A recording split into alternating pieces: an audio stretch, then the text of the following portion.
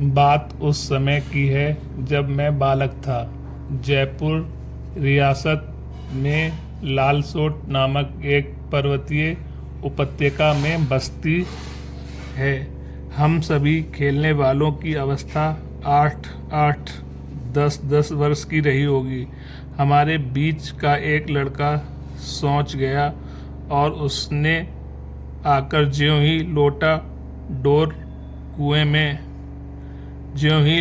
Door कुएं में पानी भरने के लिए पटका, झटका लगते ही वह स्वयं कुएं में गिर पड़ा। हम सब बालक भाग गए। उसके माता पिता को खबर हुई, सब दौड़ते हुए, जनता की भीड़ लग गई। वह लड़का कालू बैठा बैठा कुएं के भीतर से आवाज़ दे रहा है, मैं राजी खुशी बैठा हूँ, घबराओ मत, मुझे निकाल लो। कुआं 40-50 हाथ नीचे था, मतलब नीचा था। ग्रीष्म ऋतु थी। कुएं में एक भाग में कीचड़ था, एक में चट्टान थी और एक में तनिक सा जल था। कुआं पत्थरों से बना हुआ था।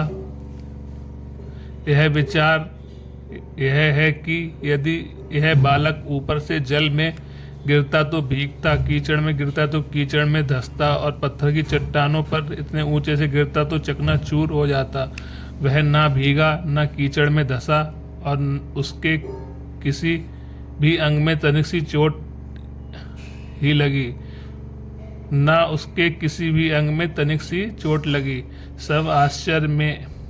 मैं तो बालक था, किंतु मेरे बड़े भाई वयस्क और विद्वान थे। उन्होंने अनेक प्रकार से इस विषय की मौके के अनुसार छानबीन की। उस लड़के से पूछा गया, भाई क्या हुआ?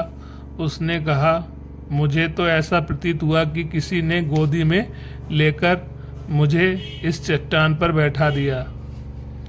यह ईश्वरीय महिमा नहीं है तो और क्या है। बोलिए राधे राधे।